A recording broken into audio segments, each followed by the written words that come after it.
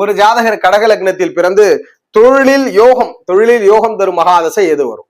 கடகத்திற்கு தொழிலை குறிக்கக்கூடிய மனையாக 10ஆம் மனை மேஷமனையும் அதிபதி செவ்வாய் வரார்.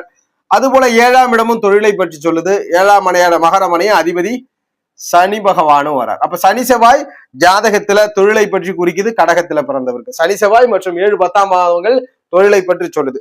அது எந்த தசை நடந்தாலும், கடகத்திற்கு எந்த மகாதசை வந்தாலும் சரி, உங்களுக்கு நடக்கக்கூடியது அது சூரிய தசையா இருந்தாலும் சரி, சூரியன் முதல் நவகிரகங்கள்ல எந்த தசை நடந்தாலும் 7, 10ஓட அல்லது சனி செவ்வாயோட தொடர்புல இருந்துச்சுன்னா கண்டிப்பா அந்த தசையில ஜாதக தொழில் செய்ய போறீங்க. அந்த தொழில் யோகமா இருக்கணும். தொழில் எல்லாரும் செய்யறோம். தொழில வெற்றி கிடைக்குன்னா எப்ப கிடைக்கும்? இந்த 7, 10 சனி செவ்வாயோடு தொடர்பு கொண்ட மகாதசை நடந்து அந்த மகாதசையை குரு பகவானுடைய கடாட்சம் இருந்து அல்லது சூரிய கடாட்சம் இருந்து சூரிய குரு தொடர்பிலே இருந்தால் அந்த ஜாதக தொழில யோகம் பெறக்கூடிய மகாதசையா இதை அமைச்சு கொடுக்குது.